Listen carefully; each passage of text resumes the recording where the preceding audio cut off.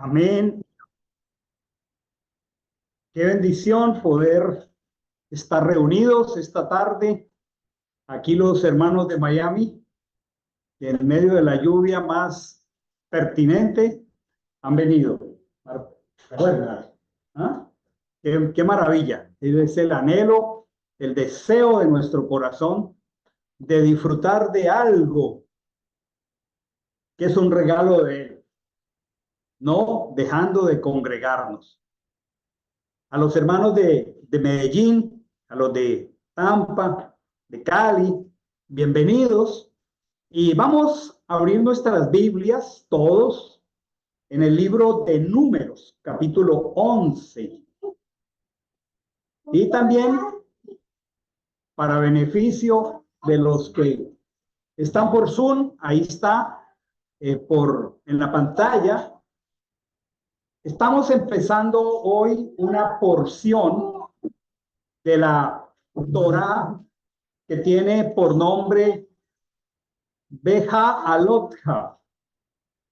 Beja Alotja significa en tu hacer subir y se refiere a las luces de la menora, de la lámpara, del candelabro, como hemos llamado tradicionalmente. Y toda esa porción va desde Números 8:1 hasta el 12:16. Pero capítulo 8 de Números, versículo 1 hasta el capítulo 12, versículo 16. Pero me quiero enfocar básicamente en Números 8 y quisiera leerla. Ustedes pueden seguirla ahí en sus Biblias. Es una historia tan familiar para muchos que leemos la Escritura. ¿Ya encontraron capítulo 11? No. Dije que va del 8 hasta el 12, pero que vamos a ver capítulo 11 hoy. Las porciones son un poco más largas, pero a menos que ustedes deseen que hagamos una vigilia, entonces yo me voy a enfocar solo en el capítulo 11. Anoche tuvimos casi una vigilia en casa de Giancarlo. Hicimos un repaso maravilloso del módulo 1. Muy bien.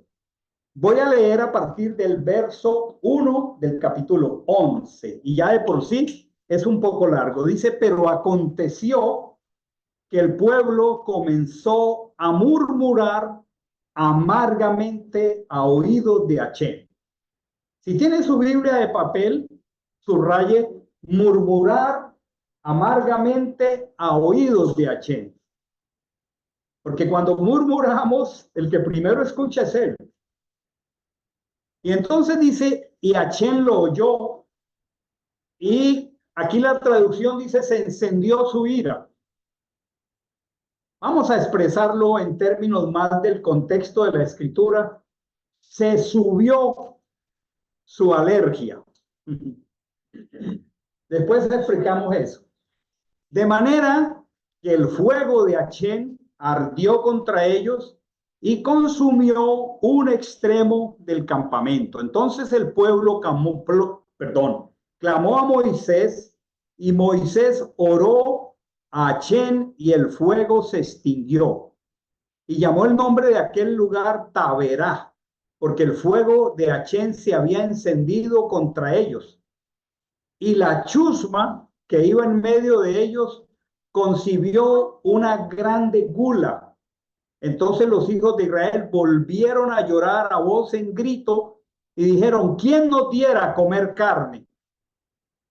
¿Cómo nos acordamos del pescado que en Egipto comíamos de balde, de los pepinos, de los melones, de los puerros, de las cebollas y los ajos? Pero ahora nuestra alma se reseca, pues nada ven nuestros ojos sino este maná. Y el maná era como semilla de culantro y su aspecto como el aspecto del bedelio. El pueblo se dispersaba para recogerlo y lo molían en molinos o lo machacaban en morteros y lo cocinaban en ollas o hacían bollos con él, y su sabor era como el sabor del bollo de aceite. Por la noche, cuando el rocío descendía sobre el campamento, el maná descendía con él, y oyó Moisés al pueblo. Miren esto, cómo familias enteras lloraban, cada cual a la entrada de su tienda. Y el enojo, el ardor de Achén se encendió grandemente y también fue desagradable ante los ojos de Moche. Entonces dijo Moche a Achén: ¿por qué maltratas a tu siervo? ¿Por qué no he hallado gracia ante tus ojos para que hayas echado la carga de todo este pueblo sobre mí? ¿Acaso concebí yo a todo este pueblo o lo engendré para que me digas, cárgalo en tu pecho como una nodriza ya lleva al que mama a la tierra que prometiste con juramento a sus padres? ¿De dónde tengo yo carne para todo este pueblo? Pues lloran ante mí diciendo, danos carne que comer. No puedo yo solo soportar todo este pueblo, pues es demasiado pesado para mí. Si así has de tratarme, mátame del todo. Si he hallado gracia ante tus ojos, te ruego para que no vea yo más tu mal. Y Achén dijo a Moche: reúneme a 70 varones de los ancianos de Israel que tú conozcas como ancianos del pueblo, y a sus oficiales, y llévalos a la entrada del tabernáculo de reunión y que permanezcan allí contigo. Y yo descenderé y hablaré allí contigo y tomaré del espíritu que está sobre ti y lo pondré sobre ellos para que soporten contigo la carga del pueblo y no la lleves tú solo. Y dirás al pueblo: santificaos para mañana, pues comeréis carne hasta que habéis llorado, ya que habéis llorado a oídos de Achén diciendo, ¿quién nos diera comer carne? Pues nos iba mejor en Egipto. Achén pues os dará carne y comeréis. No comeréis solo un día, ni 2 días, ni 5 días, ni 10 días, ni 20 días, sino hasta un mes entero, hasta que os salga por las narices y os provoque náuseas. ¿Alguien quiere carne? Por cuanto despreciasteis a Achén, que está en medio de vosotros, y llorasteis delante de él diciendo, ¿por qué salimos de Egipto? Moisés respondió: 600,000 de a pie es el pueblo en medio del cual estoy, y tú dices, les daré carne y comeréis un mes entero. Si se degollare todo el rebaño y el ganado, alcanzaría para ellos. Si se recogieran para ellos todos los peces del mar, les sería suficiente. Y Achén respondió a Moche: ¿acaso se ha cortado la mano de Achén? Ahora verás si se cumple o no mi palabra. Moisés salió entonces y habló al pueblo las palabras de Achén. Luego reunió a los 70 varones de los ancianos del pueblo y los hizo estar alrededor del tabernáculo. Y Achén descendió en la nube y le habló. Luego tomó del espíritu que había sobre él y lo puso sobre los 70 ancianos, y en cuanto el espíritu descansó sobre ellos, profetizaron, pero después no volvieron a hacerlo. Había quedado en el campamento 2 varones, uno de nombre Eldad y el segundo de nombre Medad.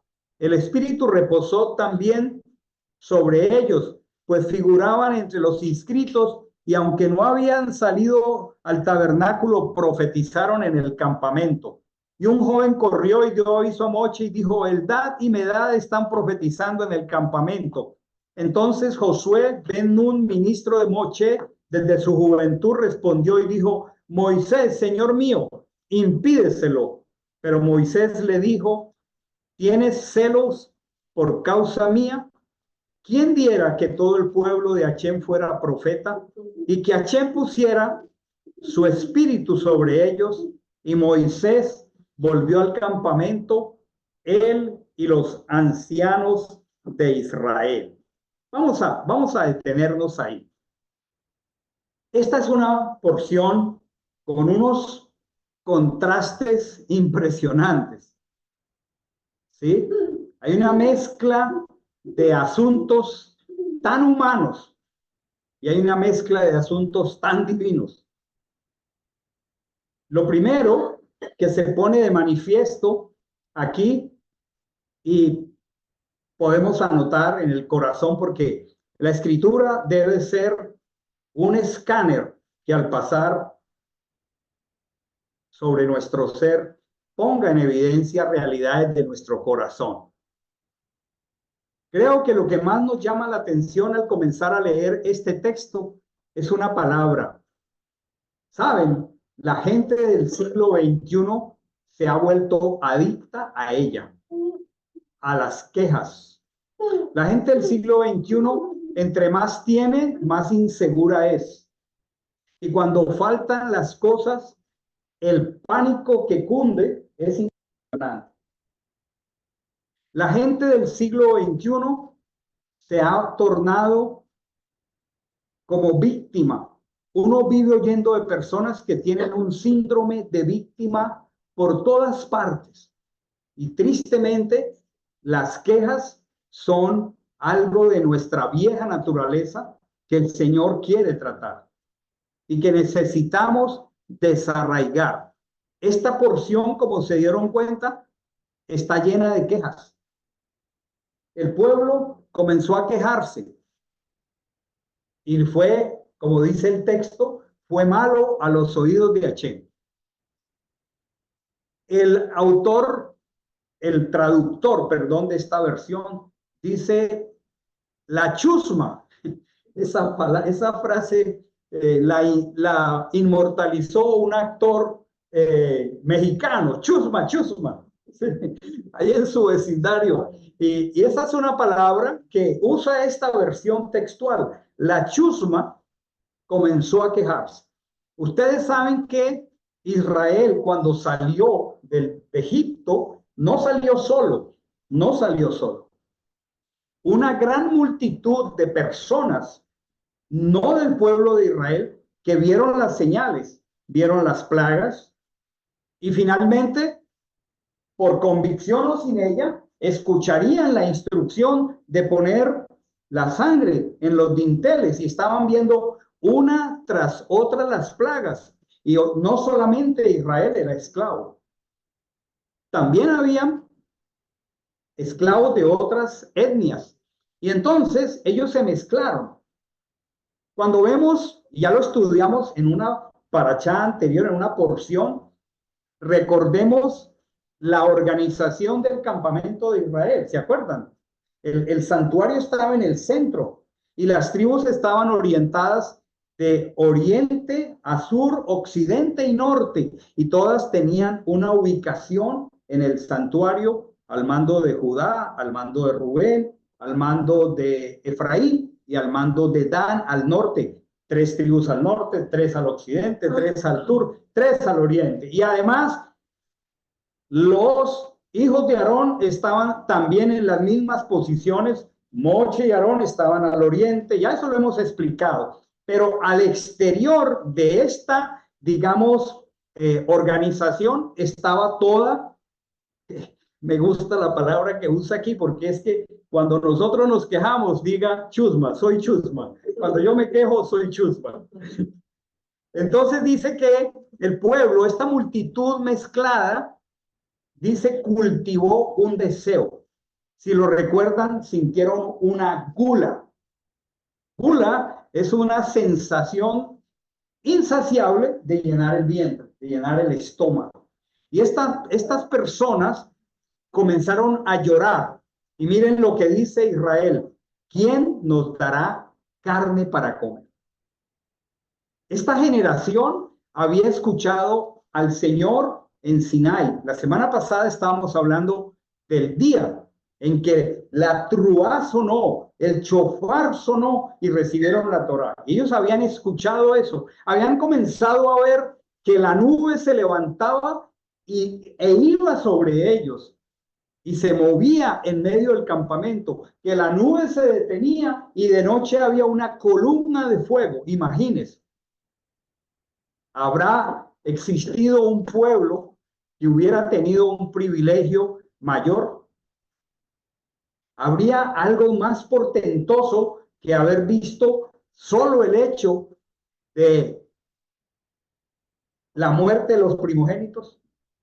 ¿Habría un hecho más maravilloso que en medio de su propio temor y mucha murmuración, el mar se abrió y Faraón quedó sepultado en el mar? Esta generación vio esto.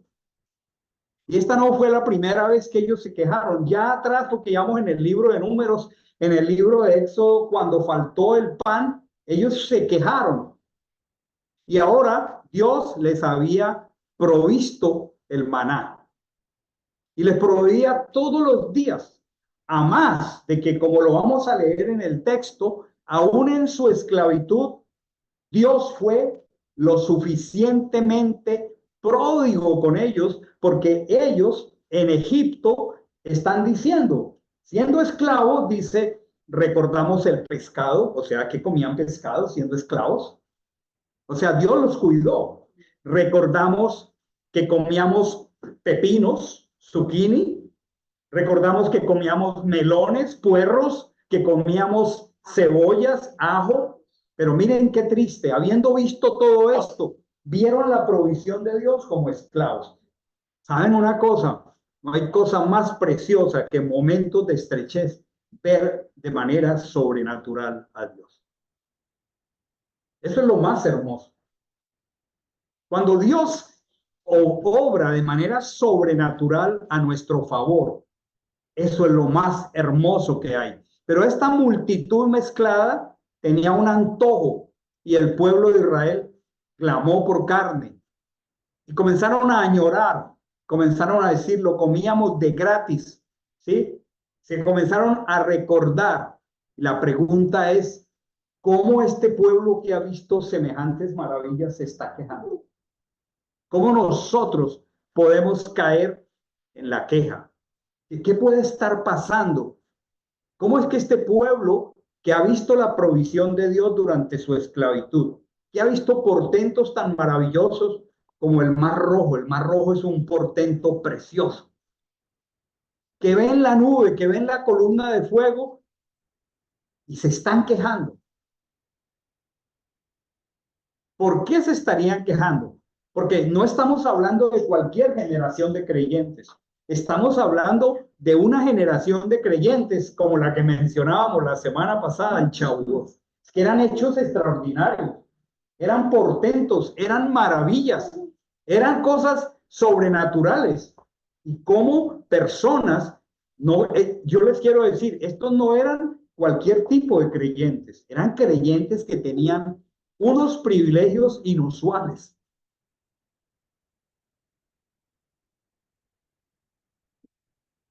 Porque la generación que salió de Egipto es única. Es la única generación que ha escuchado la voz de Dios sin morir. Una generación que vio la columna de fuego en la noche, que vio la nube durante el día. Ellos, en ese lapso corto tiempo, este es el segundo año de la salida de Egipto. Recuerden, ya han estado 2 años en el monte Sinai y apenas están comenzando a marchar. Esto es apenas cuando Dios da la orden de marchar. Si miramos el capítulo 10, al final dice que cuando marchaban, la nube iba con ellos, que cuando se detenían, la columna de fuego estaba con ellos. Y Moche decía, levántate, Achén, ven con nosotros.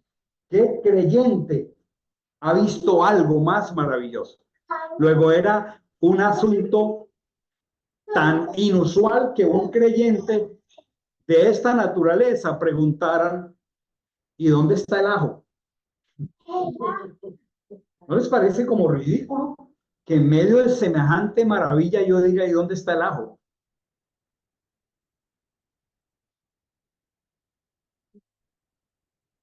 Es una tragedia.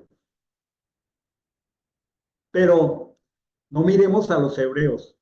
Digámosle al Señor que nos permita vernos a nosotros. Si ellos que lo vieron. Si ellos que tuvieron tanto, que vieron tanto, cierto. Yo me pregunto, veo a Chemuel Yo me imagino que Chemuel llora cuando no está a tiempo la compota, ¿verdad? Sí, llora. ¿Cómo se llama la nena pequeñita? Gaby. Gaby. Gaby llora si no está todavía tomando té. Claro, pero ustedes se imaginan a adultos llorando por falta de carne.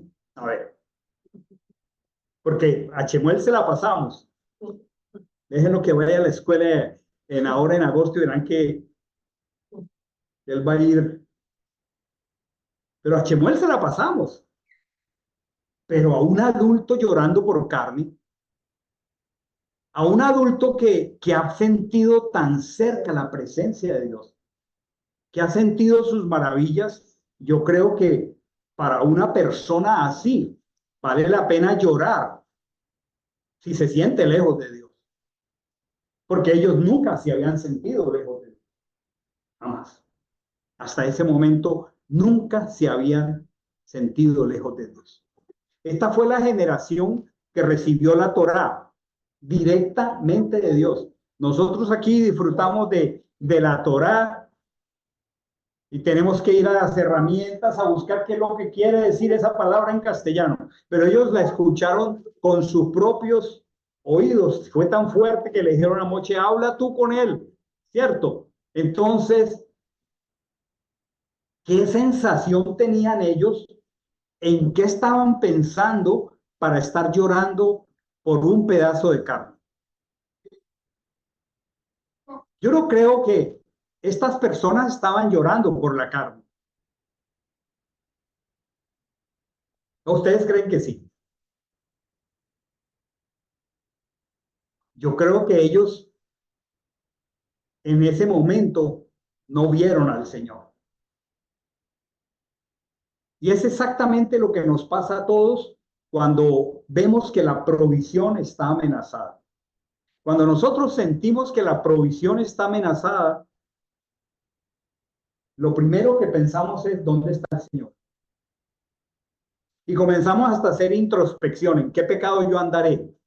¿Verdad? Porque todos tenemos como una mentalidad de que Dios es como nosotros, que nosotros muchas veces vemos a Dios, es como nosotros somos con Él. Y lo primero que la Escritura dice es, de Él solo proviene lo bueno. ¿Cierto? Toda buena dádiva, todo don perfecto proviene de Él no proviene sino lo bueno. Yo lo que creo es que el pueblo se sintió que Dios no estaba con ellos, porque lo habían percibido demasiado, ¿sí? Yo pienso que ellos sentían que Dios los había dejado, que hasta ahí había llegado, ¿sí? Porque cuando estaban en Egipto, como ya se los dijo, ellos comían en abundancia. Ellos están haciendo memoria de comida muy buena, pescado. Pescado es una buena comida. Los puerros, los melones, etcétera, es una buena comida. Yo pienso que cuando a uno le falta algo, lo primero que uno comienza a pensar es si el Señor realmente estuviera cerca de mí, me daría lo que necesito. ¿A cuánto les ha pasado eso? Saben que hay un libro de la literatura colombiana que solamente los que tenemos más de 50 años lo leímos. Nos lo hacían leer en bachillerato. Gabrielito, el Cristo de espaldas. Un bien religioso, el Cristo de espaldas. ¿Y por qué el Cristo estaba de espaldas? Porque el ambiente, la situación era pésima. Entonces, lo primero que nosotros comenzamos a percibir desde una perspectiva que no es de la Escritura es, si esto está pasando, ¿dónde está Dios conmigo? ¿Dónde está Él? ¿Sí? Y esa es una tragedia realmente pensar que Dios esté lejos de nosotros. Y por eso sí vale la pena llorar, no por un ajo. Vale la pena llorar y vale la pena luchar por la presencia de Dios en nuestras vidas. Vale la pena que nosotros, como el autor del Salmo, diga, mi alma, mi ser tiene sed de ti. Yo tengo sed de ti. Yo te anhelo a ti. ¿Sí? La pregunta es, ¿en qué se equivocaron los israelitas? ¿Sabe? Su palabra fue muy desagradecida. Porque ellos dijeron una palabra que nos puede retratar a todos. Ellos dijeron, no tenemos nada que esperar salvo este maná. Eso fue lo que ellos dijeron. No sé si nos podemos conectar de nuevo con el texto, pero ellos dijeron así, ¿sí? Era como el fastidio de lo que significaba la manera como el Señor estaba proveyendo. Gracias, Paul. Aquí. Sí, devolvámonos más.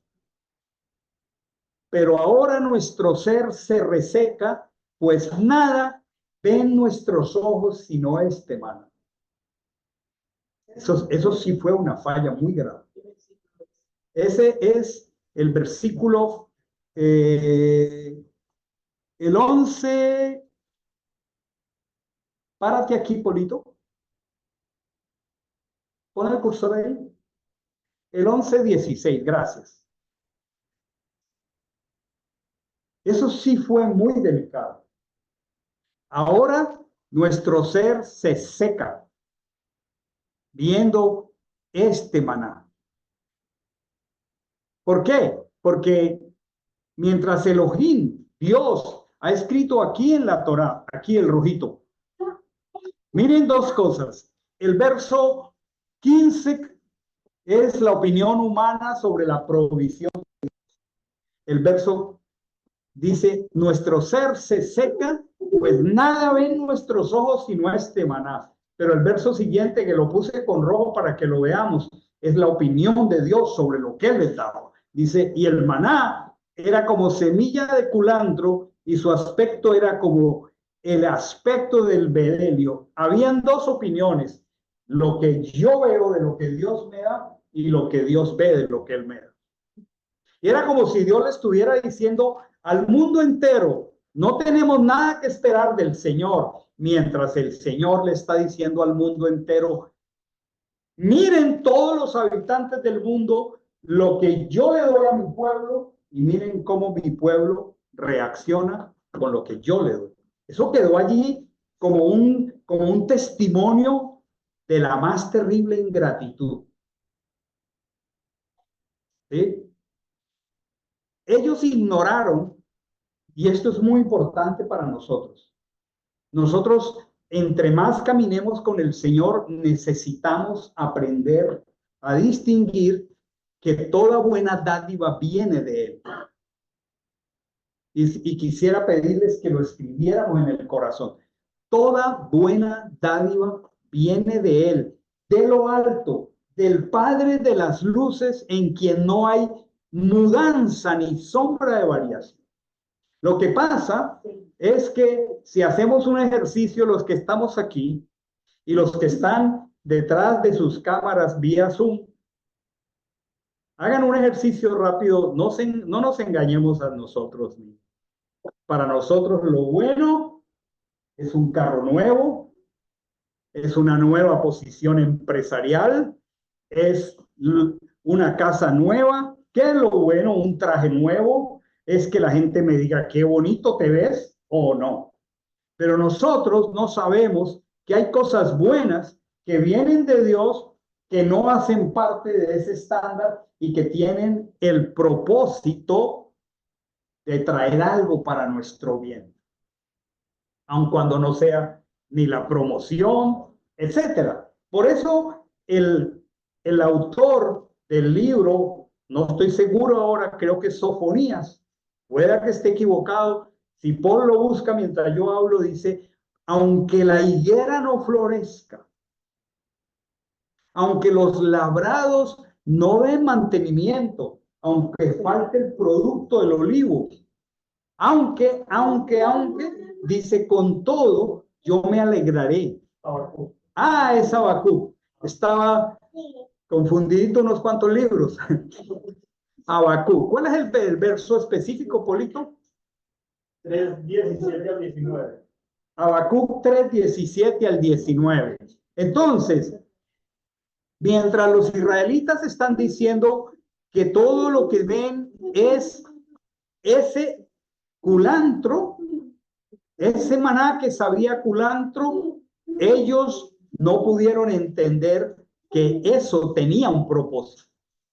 Y el Señor lo va a indicar en Devarim, en Deuteronomio. Él va a decir que nos dio 40 años maná. Y aun cuando nosotros, escuchen lo que quiero decir aquí despacio, caemos en la trampa, todos somos susceptibles de ello, de ver la deficiencia, necesitamos aprender a ver el propósito del Señor.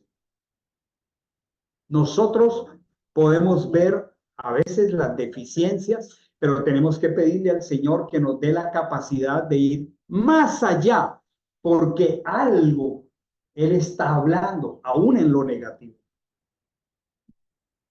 Nosotros tenemos que pedirle al Señor. El error de ellos fue interpretar lo que ellos vieron como deficiente. Lo interpretaron como el abandono de Dios en lugar de ver lo que aparentemente era deficiente como la mano de un padre amoroso que hace de todo para formar el carácter de Él en nosotros. Realmente nosotros somos formados de maneras muy particulares a través de situaciones difíciles. Y tenemos que aprender a entender que Él no ha dejado de ser bueno. ¿Saben lo que sí es importante? Anoche estudiábamos en la casa de Giancarlo el Evangelio. Y dice la Escritura claramente que la falta de reconocimiento a Dios es no darle honra, no reconocerlo, no darle gracias. Y una dificultad para nosotros es la falta de gratitud, la falta de apreciación. Nosotros necesitamos, si quieren anoten allí, debo pedirle al Señor un corazón agradecido. Debo pedirle al Señor un corazón que dé gracias en todo. La carta del apóstol Pablo a Tesalonicenses dice, dad gracias a Dios en todo. Y si es en todo, es en todo. Y luego dice, porque esta es la voluntad de Dios para con nosotros en Yehoshua HaMashiach. Pero necesitamos entender y pedirle sobrenaturalmente a Dios, dame la capacidad de dar gracias en todo. A veces de los tiempos más difíciles, a veces de los tiempos de mayor humillación, a veces de los tiempos en los que somos sometidos a cosas que llega el momento en que no somos capaces. Nosotros no imaginamos lo que Dios está forjando en nosotros y para lo que nos quiere preparar. Nosotros necesitamos pedirle al Señor el don de la gratitud, el don de apreciar todo el bien que proviene de Dios. Ellos estaban siendo rodeados de la presencia de Dios, de la Shekhinah de Dios. Estaban rodeados de milagros, nubes de gloria, agua que brotaba de la piedra, maná todas las mañanas. Cada uno recogía una medida. El jefe de familia salía y recogía un homer por familia. Era una cantidad en litros lo suficientemente grande para cada persona. Y ellos estaban diciendo, solo este maná en nuestros ojos. ¿Sí?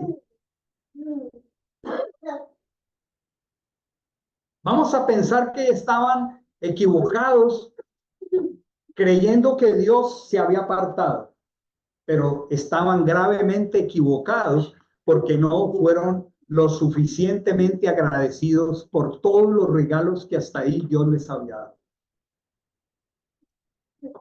Hay una oración que aprendimos hace rato cuando recién empezamos a hacer el ceder de Pesa, que empieza diciendo, ¿cómo se dice? Está lleno. Está lleno. Está lleno. Da lleno, da lleno. Y la oración dice, si solo hubieras matado a los primogénitos, ya había sido suficiente. Si solo nos hubieras pasado el Mar Rojo, ya habría sido suficiente. Porque de verdad, solo eso ya era suficiente. Pero no solamente eso, es que los llevó por un desierto, los sustentó con maná 40 años. Y nosotros debemos decir con nuestros labios, ojalá todos los días, Dayen, ya, suficiente. Lo que tú has hecho ha sido suficiente. Pidamos este día y la semana entrante y el tiempo que sea necesario que el Señor nos haga suficientemente agradecidos.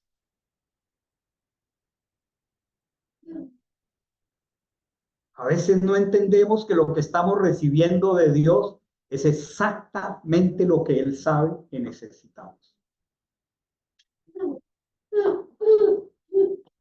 El Señor nos enseña lecciones de maneras que nosotros no esperamos.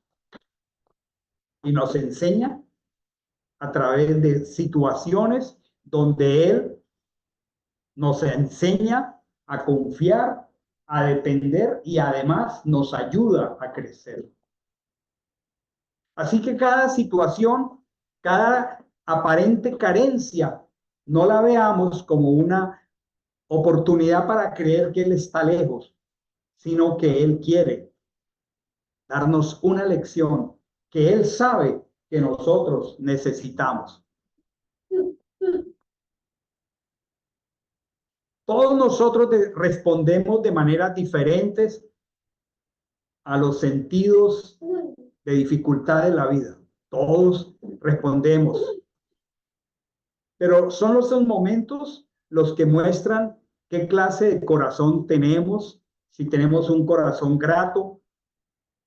Y lo más triste es cuando nosotros carecemos de darle valor al bien del Señor, que nos da con tanto amor.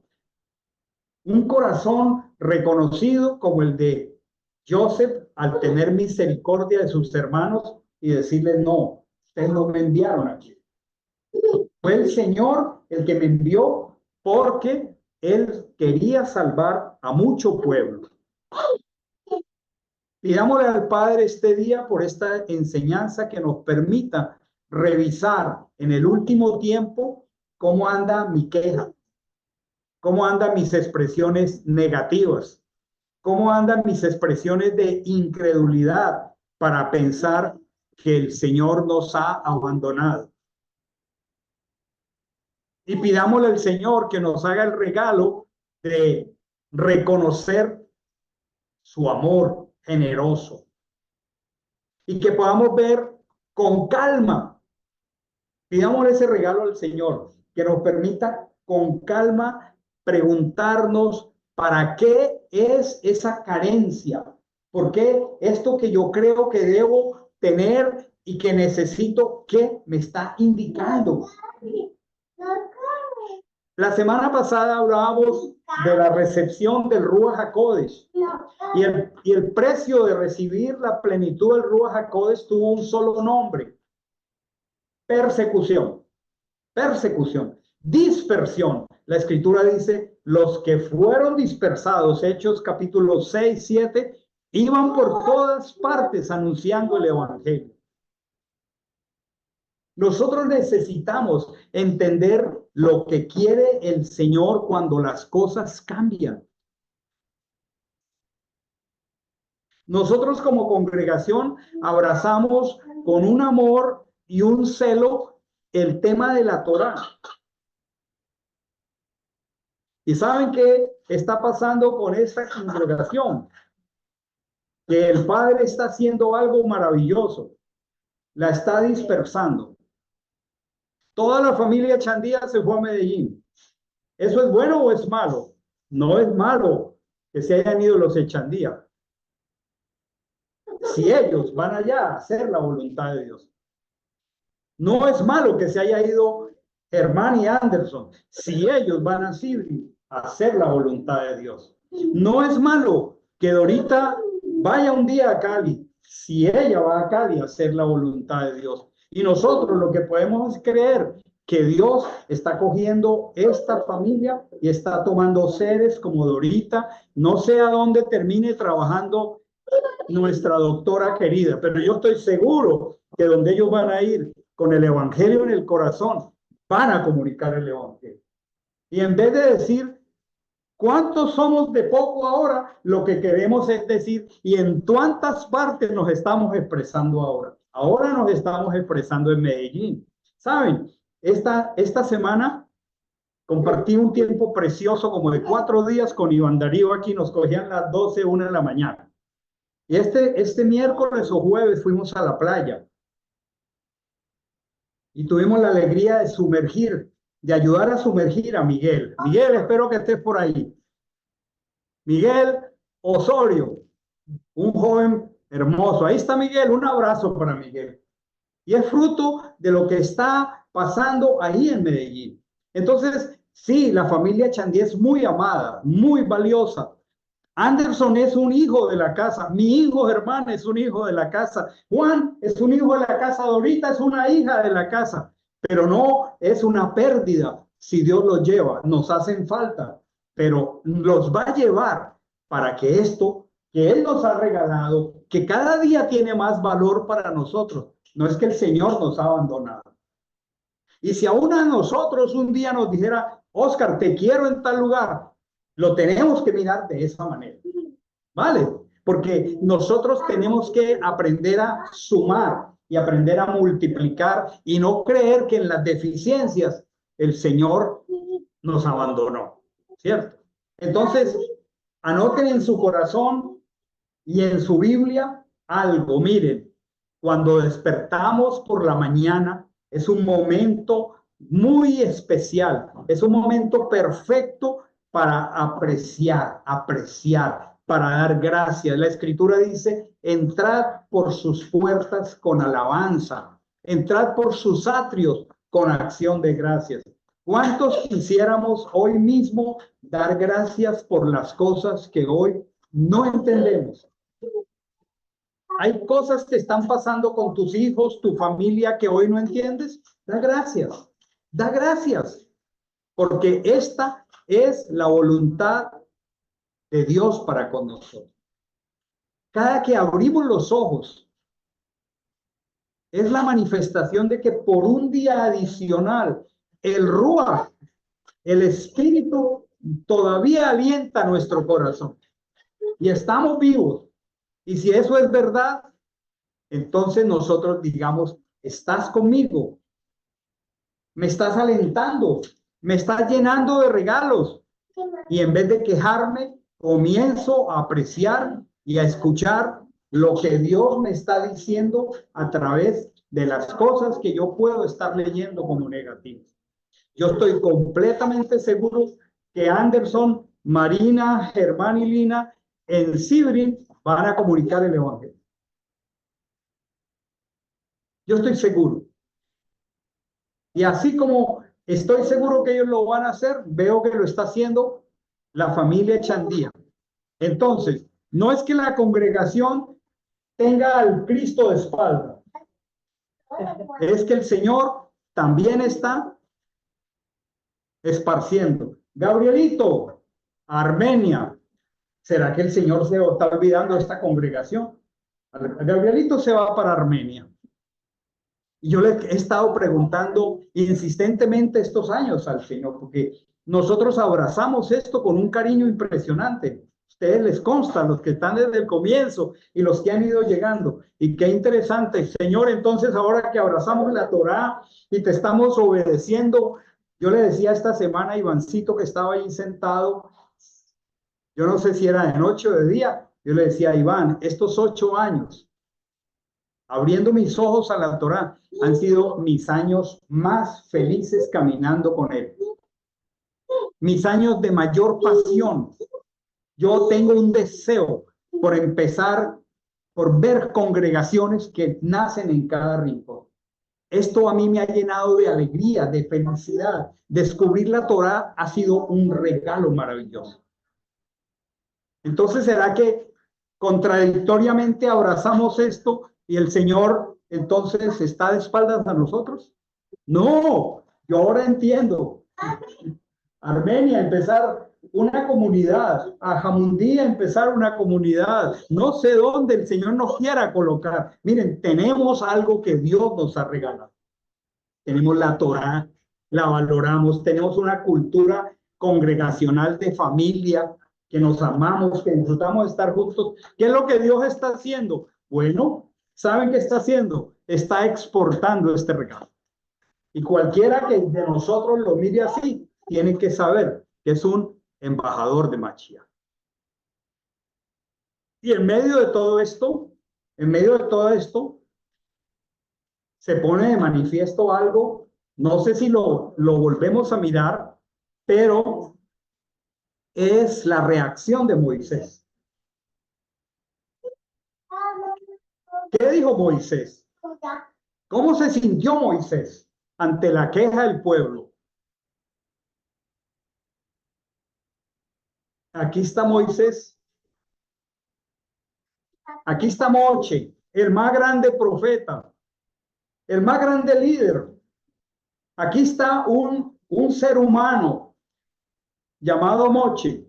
El libro de Devarim, capítulo 32 o 33, el último capítulo de Devarim, creo que es 32 o 33, Deuteronomio, cuando él muere, seguramente Josué es el que escribe, dice, nunca más se levantó otro profeta como Moisés. Sus ojos nunca se oscurecieron, nunca perdió su vigor. Y lo lloraron un mes. Pero ese gran Moche, ese gigante, aquí lo vemos diciendo, ¿por qué maltratas a tu siervo? ¿Por qué no he hallado gracia ante tus ojos para que hayas echado, esta palabra es vital, la carga de todo este pueblo sobre mí? ¿Acaso yo concebí a todo este pueblo o lo engendré para que me digas, cárgalo en tu pecho? Como una nodriza lleva al que mama a la tierra que prometiste con juramento a sus padres. ¿De dónde tengo yo carne para todo este pueblo? Pues lloran ante mí diciendo, danos carne que comer. No puedo yo solo soportar a todo este pueblo, pues es demasiado pesado para mí.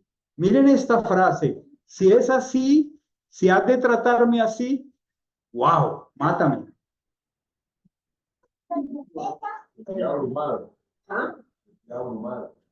Mátame. ¿Saben una cosa? Esto es maravilloso. Maravilloso que un siervo de Dios esté deprimido hasta la muerte. Yo tengo pastor en la versión de la israelita, la queja de él, creo que es fuerte. Dice, 11:6. Y dice, ahora nos estamos muriendo de hambre. No hay nada en absoluto. No se ve nada. Sí, sí. Pero ahora estamos viendo esa Moisés. No se ve nada sino este maná. ¿Cómo sería el impacto de esto? Que miren cómo esto trajo al corazón de un hombre como Moisés una sensación terrible. Algo que las personas que leemos de la Escritura descubrimos es que la Escritura es demasiado realística cuando presenta a los líderes, cuando presenta el carácter humano. El libro de la Torá, el Tanaj, los evangelios, nos muestra que los héroes bíblicos no son sobrehumanos. No son sobrehumanos. Y también nos muestra la Escritura que los antihéroes no son tan villanos, ¿sí? Nos muestra la Escritura que los mejores tienen defectos. Y la Escritura nos muestra que los peores a menudo tienen grandes virtudes. Yo no conozco fuera de la Escritura algo parecido. Lo que sí es evidente en la Escritura es que Dios, el Elohim de la Escritura, no tiene nada que ver con los dioses de la mitología. Los dioses de la mitología son mitad hombre, mitad Dios. Dios es exclusivamente Dios. Dios no es hombre para que mienta. Dios vino en apariencia humana, pero no es hombre. Ese es un regalo descubrir esto, porque estos héroes de la mitología eran vistos como semidioses. Pero cuando leemos la Escritura, en contraste, la Escritura crea o expresa o manifiesta una distinción demasiado grande entre Dios y el hombre. Dios no es hombre para que mienta, ¿sí? El hombre es pecador.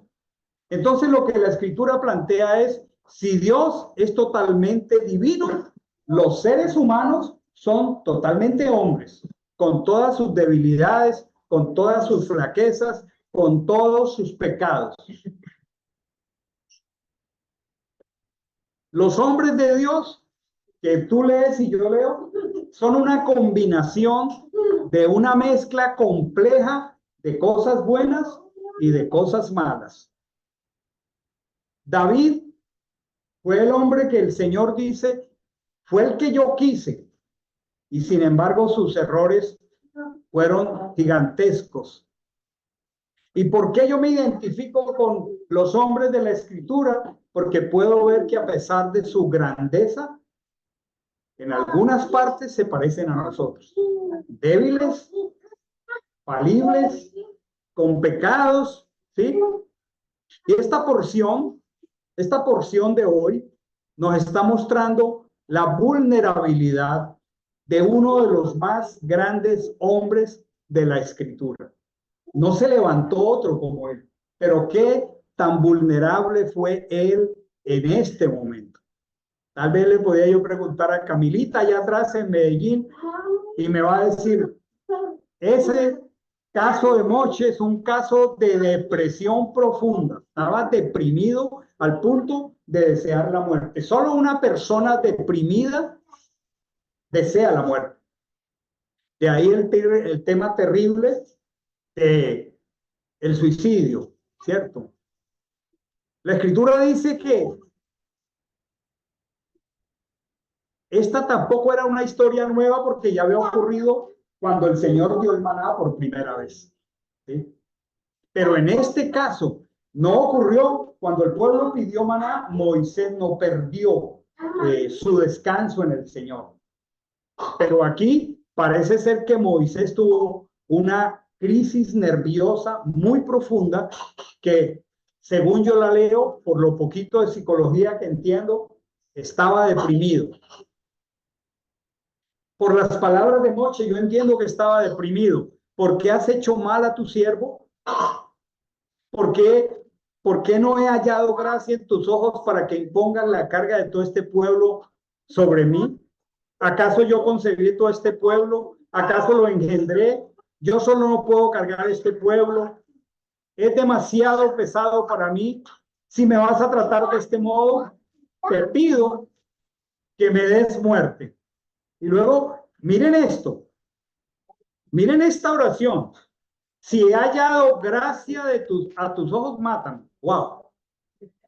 El autor humano de la Torá está diciendo, si he hallado gracia a tus ojos, matan. Y habrá un hombre más grande que Moisés.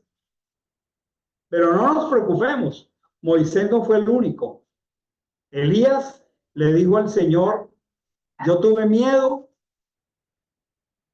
y le dijo, toma mi vida, mátame. Elías, cuando los profetas de Baal se escondió, salió corriendo después de semejante proeza de darle muerte a los 400 hechiceros de Baal, y luego dice, tuvo miedo, se sentó debajo de un arbusto y dice, deseaba morirse. Otro ejemplo se llama Jonás. Jonás, después de que el Señor lo usa de manera tan prodigiosa, va y le dice, yo sabía que tú eres un Dios misericordioso, tolerante, paciente, abundante en piedad. Ahora te ruego que me quites la vida, porque así es mejor para mí morir que vivir. Y el mejor de todos, mi héroe predilecto, Jeremías. Jeremías es llamado el profeta llorón. A Jeremías le tocó profetizar toda la cautividad babilónica. A Jeremías le tocó ver al rey de Israel que le sacaron sus ojos. A Jeremías le tocó ver a todo el pueblo al que le estuvo profetizando y profetizando y profetizando, y él lloraba. Una de sus oraciones más patéticas es esta. Está en Jeremías 20, del 7 al 18. Le dice, oh Señor, tú me has persuadido y yo me dejé persuadir. Tú me has dominado, tú has prevalecido. Y luego dice, soy el objeto de burla todo el día. Todos se ríen de mí. Y luego dice aquí, la palabra tuya es para mí como un reproche y como una mofa todo el día. Y miren esto en el gran Jeremías, maldito sea el día en que nací. Ahí tenemos a Camila que nos haga un estudio psicológico. Maldito sea el día en que nací. ¿Ustedes esperan que esto lo diga un profeta? Maldito el día que me trajo al mundo mi madre, que ese día no sea bendecido. Maldito sea el hombre que trajo la noticia a mi padre diciendo te ha nacido un hijo varón. ¿Por qué salí del seno materno para ver problemas y dolor y mis días consumidos en la humillación? La pregunta es, ¿por qué estos hombres tan grandes se sintieron así? ¿Por qué? Porque estos hombres se sintieron como gobernados en algún momento por una sensación terrible de fracaso. Por lo mismo pensaron que Dios estaba. Estos hombres tenían un anhelo por ver la gloria del Señor, un deseo de ver un mundo cambiado, pero al mismo tiempo sabían que todos eran insuficientes para hacer un trabajo espiritual que ninguno de nosotros lo puede hacer si la ayuda de Él no está con nosotros. Cuando Él se llamó a Moche, le dijo, ¿quién soy yo para sacar a los israelitas de Egipto? ¿Quién soy yo? Si yo soy tartamudo. Jeremías le dijo, yo no sé hablar, yo soy un niño, yo no sé hablar, ¿cierto? Pero si hay algo evidente es que los siervos de Dios de ninguna manera podemos creer en nosotros mismos para hacer lo que hacemos. Para hacer lo que nosotros hacemos, nosotros no podemos creer en nosotros mismos. Y si algo se encarga Dios con nosotros, es llevarnos a un punto donde ya no creamos en nosotros mismos. Y hace lo que esté a su alcance para acabar cualquier sombra de confianza propia. Los hombres de Dios no nos comprometemos a hacer la tarea del Señor porque nos veamos a nosotros mismos como un líder. Nosotros lo hacemos porque Dios tocó nuestro corazón. Jeremías dice que había un fuego en su corazón que él no podía resistir. A mí me presentaron el Evangelio en enero del 75 y yo subí a un monte de oración que tenía la organización y yo, adorando a Dios, rompía en llanto. Rompía en llanto de pensar que Dios pudiera haberme llamado a mí. Y cuando un día me dijeron que mi vida podía ser entregada a su servicio, yo me tiré al piso y dije, Señor, aquí estoy. Y mi esposa, por otro lado, en otro lugar, hizo lo mismo.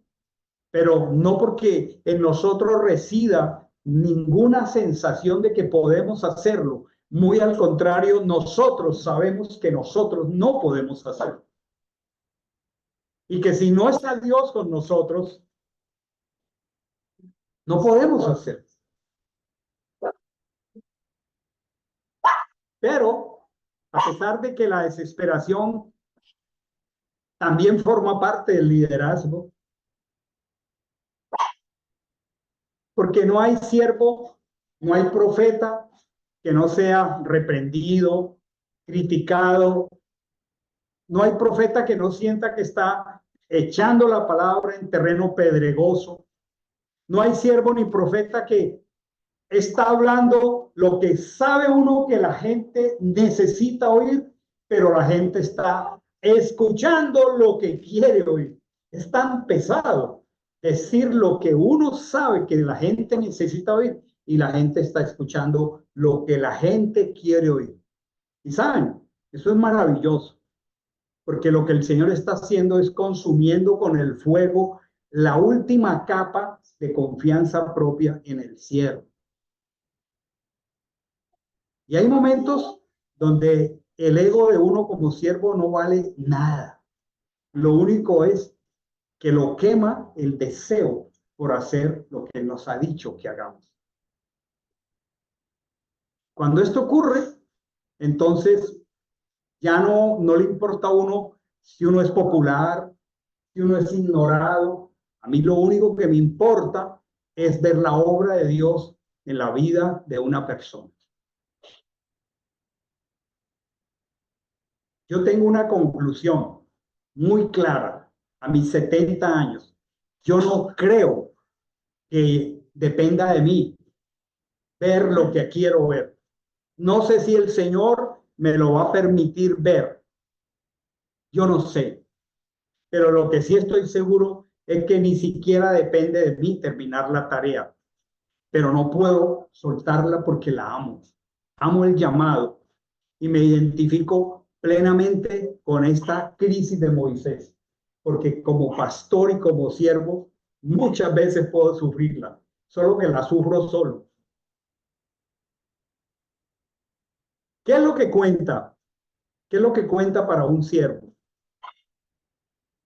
No es el que critica, no es el hombre que señala al siervo que tropieza, no es el hombre que está sentado y dijera sentadito, mira, si yo estuviera en tu lugar, yo lo haría mejor de esta manera, pero está sentado. En Colombia todavía lamentablemente existe una cultura taurina. ¿Saben qué es taurina? Los toros. Qué desgracia que hayan ferias de taurinas en Colombia.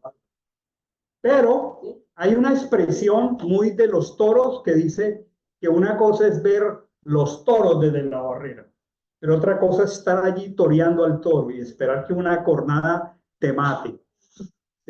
Entonces, el crédito de la obra de Dios depende y le pertenece es al hombre que está en el terreno, que está sudando, que está sucio, que tiene sudor, que tiene sangre, que se esfuerza con valentía, que se equivoca una y otra vez, ¿saben? En estos 8 años, adaptando la cultura de la Torá, yo he cometido muchos errores, pero ¿saben? Yo no he podido ser rebelde a la visión, ni lo quiero ser. Hay cerca de 1000 colegas míos que no lo harían. Y algunos me dijeron, a mis 50, 60 años de ministerio, yo no haría lo que tú estás haciendo. Pero no podemos ser rebeldes a la vida. Eso no quiere decir que no haya esfuerzo sin error, pero es más triste no hacerlo por no equivocarnos.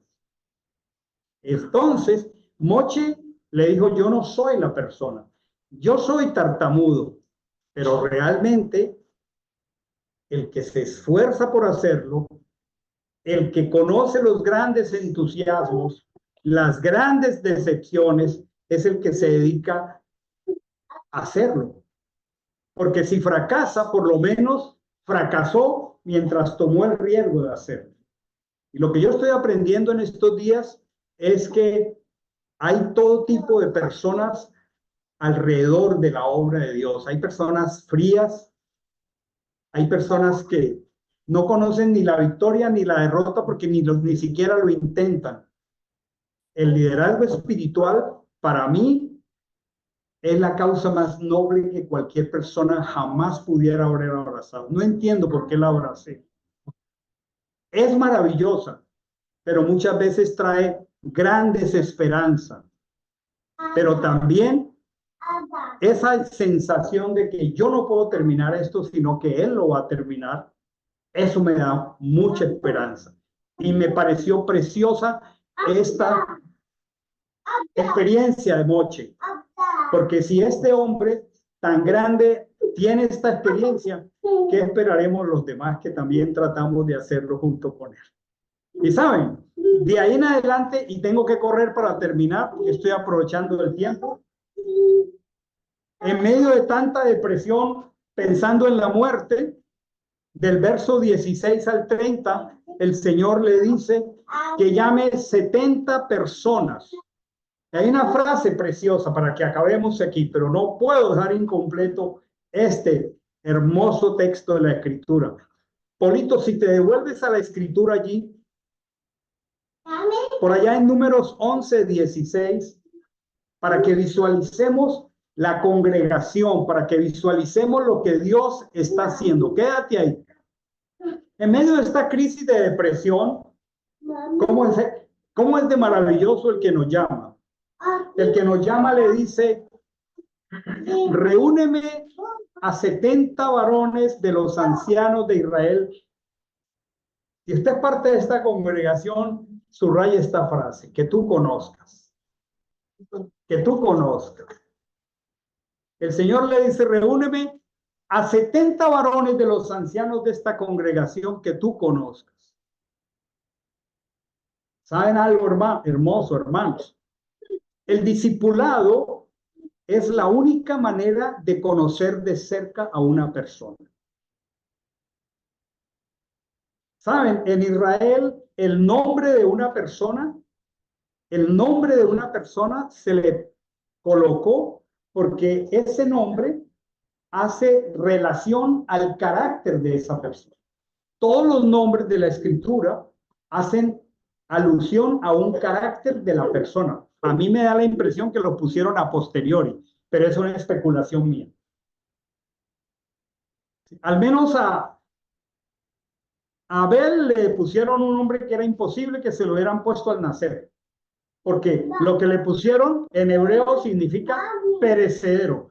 Yo les pregunto a las mamás que están aquí, ¿le pondrían perecedero a su hijo en el momento de nacer? ¿Alguno de ustedes le pondría a su hijo neblina? No. Pues ese es el significado de Abel. Entonces se lo tuvieron que poner después. Pero ¿qué es lo que les quiero decir con esto? Que los nombres de la Escritura todos reflejan el carácter de la persona que lo lleva. Entonces, cuando aquí la Escritura dice, reúneme 70 varones que tú conozcas, él le dijo, te voy a dar descanso. Y no te preocupes, aquí no te vas a morir ni deprimido, ni te vas a suicidar. Te doy el secreto, Moche. Reúneme 70 varones que tú conozcas, dice, para que permanezcan allí contigo. El Señor tenía la solución para que permanezcan allí contigo. Y sabe, el Señor plantea aquí un paradigma maravilloso para terminar. Primero hay que levantar los líderes y luego se levanta una congregación. Nunca se hace al revés. Pero plantar una congregación implica tener gente que tú conozcas. La pregunta que yo hago es, ¿y cómo te conozco si tú no te das a conocer? Yo conozco a Dorita, porque Dorita se ha dado a conocer. Yo conozco casi, junto con Amandita, casi toda la historia de Dorita, porque Dorita se ha dado a conocer. Yo cuando oro por Dorita, yo sé cómo puedo orar por Dorita y Alfonso. Yo he estado con ellos en los momentos más altos, más angustiosos y más bajos. Yo conozco a las personas que se dan a conocer. Y cuando tú conoces, entonces ellos son la respuesta para ti. Y la respuesta se llama discipulado persona a persona. levanta tú esto y verás que si ellos permanecen allí contigo, mira lo que va a pasar. Descenderé, hablaré contigo, tomaré del Ruach que está en ti y lo pondré en ellos para que ellos soporten contigo la carga del pueblo y tú no la lleves solo. Pero para poder hacer eso, el que anhela liderazgo, buena obra desea, pero necesita darse a conocer. Darse a conocer. Algo que no es propio de una congregación es dedicarnos solo por estudiar. Nos sentamos a tomarnos un café para darnos a conocer. Porque allí el Señor va levantando el liderazgo correcto para llevar la carga de nuestra congregación. Primero Él levanta el liderazgo y luego cuando Él levanta el liderazgo que lleve la carga, entonces levanta una congregación. Para que haya una congregación saludable, tiene que haber liderazgo levantado para llevar la carga, para servir, para cuidar. Por eso cada cargador en esta parachá anterior se llama un nací, un cargador. Cuando se llama por nombre propio, como dice aquí, entonces Dios va a formar una congregación. Yo tengo gran esperanza en que con este modelo veo lo que Iván Darío está levantando en Medellín y me alegro por lo que está pasando con ellos. Es que yo conozco a Iván Darío. Yo conozco sus angustias, yo conozco sus anhelos, yo conozco sus luchas. Es mi amigo. Y cuando tú abres el corazón, podemos juntos construir una hermosa sociedad para servir al Señor. Si H no nos califica, si Él no califica a gente que nosotros conozcamos, no podemos levantar líderes ni siervos. Hay algo muy importante para terminar aquí, porque esta es una porción muy amplia.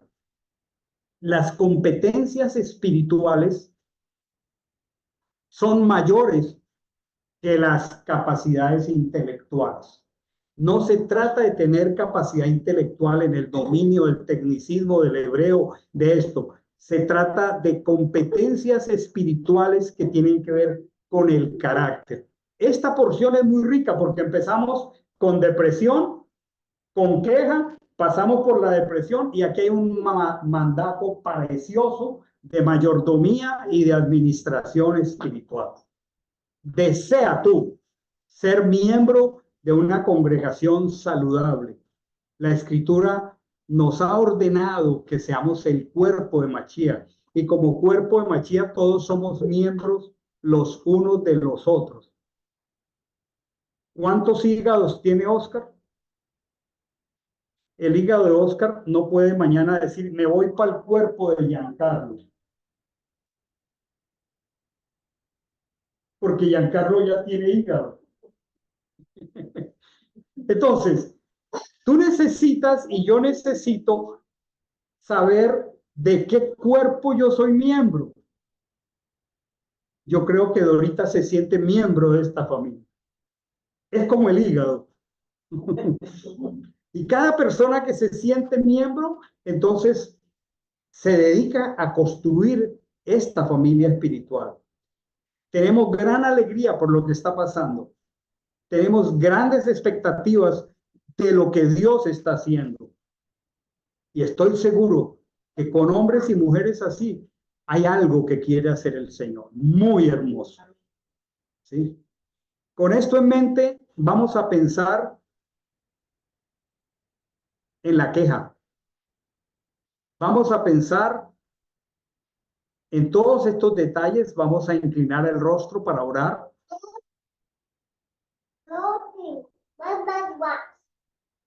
El Señor ha hablado al corazón. Vamos a orar. Vamos a orar al Señor. Me gusta pedirle a mi esposa que ore, porque ella ministra nuestros corazones después de que yo doy la palabra.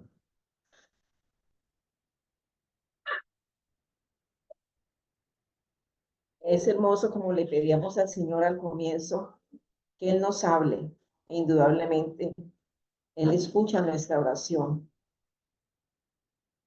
Pensando en esta paracha y en este tema de estos líderes y de un pueblo que se levanta para servir al Señor, quería compartir con ustedes algo rapidito para que oremos. Hoy en un grupo de gente del Señor que lo sirve, que lo conoce, alguien hizo una pregunta y preguntaba por qué la iglesia de hoy no evangeliza. ¿Por qué la iglesia de hoy no evangeliza? Y me llamó la atención porque nosotros mismos como congregación hemos tenido tiempos en que fuimos entrenados y enseñados y salíamos y éramos felices de ganar gente para el Señor. Pero en todo este de venir, ir y venir, tal vez hemos podido dejar de salir a evangelizar y de pensar más en términos de reino, las cosas por las que el Señor nos pasa. Entonces, por eso me llamó esta pregunta que esta persona hacía y decía, ¿por qué la iglesia de hoy no evangeliza? Y miren la respuesta. Dice, la iglesia hoy en día está congelada. Esa es una de las razones. Estamos congelados. Se necesita iniciar un compromiso práctico y que haya afecto fraternal genuino, que haya un vínculo real entre Dios y el hombre. El llamado de hoy en día para nosotros no es otro, es hacia el Altísimo con temor reverencial, dentro de un amor no fingido que nos lleve a la santificación que perdura. Y esta era la recomendación muy oportuna, me pareció muy oportuna para todos nosotros. Dice, cerrada la puerta, hagámonos un autoexamen. Preguntémonos cómo estamos ante Dios, con un acto de pureza, un acto muy personal, y preguntémonos cada uno, ¿qué estoy haciendo para con Dios? ¿Qué estoy haciendo para con Dios? Esa es la respuesta a la pregunta. Porque hoy no evangelizamos, porque necesitamos preguntarnos qué estamos haciendo para con Dios. Y eso tal vez nos pueda abrir, dar mucha esperanza, ¿no? De lo que el Señor quiere y por eso nos tiene aquí, unos con más tiempo, otros menos, pero ese es el propósito. Y dice, ¿por qué la iglesia no evangeliza? Porque no paga el precio de congregarse. ¿Por qué la iglesia no evangeliza? Porque anda dispersa buscando en varias partes, porque muchos tienen solo un comezón por escuchar. Otros tienen mucho comezón por obtener liderazgo. Y peor aún, tristemente, andando en contiendas, discusiones o buscando posiciones para destacarse. Y es verdad. Estamos llamados a llevar la palabra, como nos enseñaba el pastor, pero yo creo que pensando en estos detalles tan especiales, preguntémosle al Padre qué propósito tiene Él con cada uno de nosotros. Un día cada uno de nosotros, hace más tiempo, menos tiempo, le invitamos, como siempre hemos dicho, invité al Señor a mi vida, a mi corazón, pero sabemos que no es así. Fue Él quien se interpuso y nos atrajo hacia Él. Y nos atrajo para cumplir un único propósito, salvar a los perdidos. Pidámosle al Señor que nos guarde de divagar y a mí me duele ver que nos hemos acostumbrado a mucha comodidad. Me duele ver que la gente se pierde. Como nunca, este es el momento, uno de los momentos más duros de la vida, por donde sacamos la cabeza, solo vemos mal, gente perdida, gente sin el Señor. Alguien decía en estos días, ¿será que aún lo hemos visto todo? Y la respuesta es no. ¿Cuánto nos falta ver? Pero Dios ha guardado un remanente. Somos nosotros, llenos de defectos, tal vez con muchas disculpas para el Señor, que no estamos listos, que no lo sabemos. Algunos pensamos que todavía nos falta perfeccionar más el conocimiento, el entendimiento, pero el mundo afuera gime desesperado por hombres y mujeres llenos del Ruach, llenos del Espíritu, con poco, con mucho conocimiento. Pidámosle al Señor que nos habilite, que nos dé compasión por la gente, pero que ya nos levantemos. No es tiempo para estar sentados, no es tiempo para criticar de pronto con dolor, con enojo, con frustración, las debilidades que vemos a nuestro alrededor que tiene la gente. Es el momento para acercarnos. Dios nos está capacitando para ello. Nos está dando herramientas tan sencillas, tan prácticas. Nos ha dado congregaciones y está levantando congregaciones. Cada uno de nosotros tenemos o tienen lugares donde trabajamos, donde estamos llenos de gente. Pensemos los lugares donde estamos. Qué mejor lago de pesca que esos. Porque no es entre nosotros mismos, no es para eso. Es el lago de pesca que cada uno tiene. Tal vez, como decía alguien en estos días, cada día, cuando me despierto, decirle, Señor, colócame hoy tan solo una vida que se atraviese en mi camino, que dame la oportunidad de presentarle el Evangelio, que haya salvación para esa vida, para ese hogar, para ese matrimonio, para esa persona enferma, y cuidarla, como dice la Escritura, como la nodriza cuida de sus pequeñitos. Todos los que estamos aquí, a los ojos del Señor, somos como nodrizas. Me impresionaba escuchar del pastor que una persona se encontró con otra y lo primero que hizo fue presentarle el Evangelio. Y esa vida hoy está en ese primer amor con el Señor y ha habido tanta bendición. Pensemos por un momento cuántas personas se relacionan con nosotros, conocemos. Y digámosle al Señor que nos habilite, nos prepare con sencillez de corazón, con afecto fraternal. Que lo que llega a nuestra vida de parte del Señor, lo dupliquemos. Lo hagamos transferible, tan sencillo, pero tan ceñido a la verdad, que las personas nos entiendan.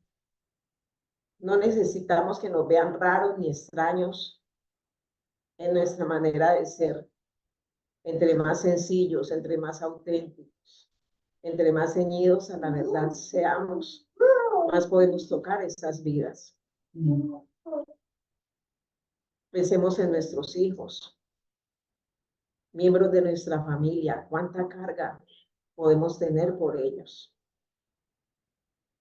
Y cada que el Padre traiga algo a nuestra vida, un estudio maravilloso, algo que nos llama la atención, algo que estamos aprendiendo, siempre preguntémosle al Señor, ¿qué voy a hacer con esto? ¿Qué hago con esto que me estás enseñando, que estoy aprendiendo? Tal vez la pregunta esta tarde sería, ¿qué vamos a hacer con esto, Señor? ¿Qué vamos a hacer con esto? ¿Dónde nos quieras llevar? ¿Dónde nos quieras tener? Ninguno de nosotros lo sabe. Pero sí sabemos que nos está equipando. Unos tienen más herramientas, otros tienen menos, pero no importa, todos tenemos el Ruach, todos tenemos al Espíritu. Que el Señor traiga a nuestra mente nombre de personas y no dejemos de orar por esas vidas. Danos oportunidades. Oremos así. Danos oportunidades. Pidamos al Padre que nos guarde de la indiferencia. Muchas veces podemos creer que nosotros estamos tan bien, que ya todo lo tenemos asegurado y garantizado y podemos pasar por en medio del dolor, de la necesidad y no caer en cuenta. Nos puede haber pasado, a mí me ha pasado, que me siento tan cómoda, tan confortable. Veo las maravillas del Señor en mi vida, que puedo pasar muchas veces desapercibida de la necesidad de mi vecino, de tanta gente. Padre, perdónanos. Si nos ha sucedido a nosotros, y seguro que nos ha sucedido, perdónanos, Señor. Digámosle, Padre, permítenos levantar la iglesia que tú quieres que levantemos. ¿Cómo será la iglesia en los últimos días? Tal vez escondida, tal vez en secreto, tal vez sometida a persecución, porque estamos muy cómodos. La verdad es que estamos muy cómodos. Demandamos muchas cosas y queremos una iglesia a gusto de nosotros. Padre, tú eres maravilloso al hablarnos, Señor, desde tu palabra, desde la vida de un siervo como Moisés, que no hay otro como él, que haya sido levantado. Y nosotros, Señor, tenemos tanta necesidad, Padre, de ser instruidos, de ser esforzados, de ser movidos. Padre, que haya alegría porque oremos e intercedamos, porque un día queremos ver a alguien que amamos, así como estamos hoy aquí nosotros, conociéndolo, viendo sus bondades, sus maravillas. Démosle gracias al Padre.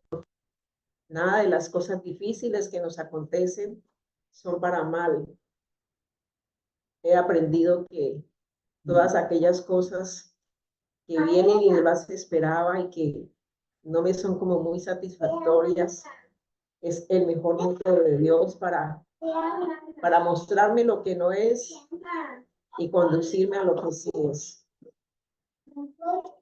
He aprendido que los momentos difíciles, de desolación, de frustración, de tantas cosas, el Padre las permite, porque las necesitamos. Las necesitamos indudablemente, porque Él está formando siervos, Él está formando servidores. Aunque no lo creamos, estamos aquí, estamos cada uno escuchando esta palabra de hoy y Él está levantando servidores.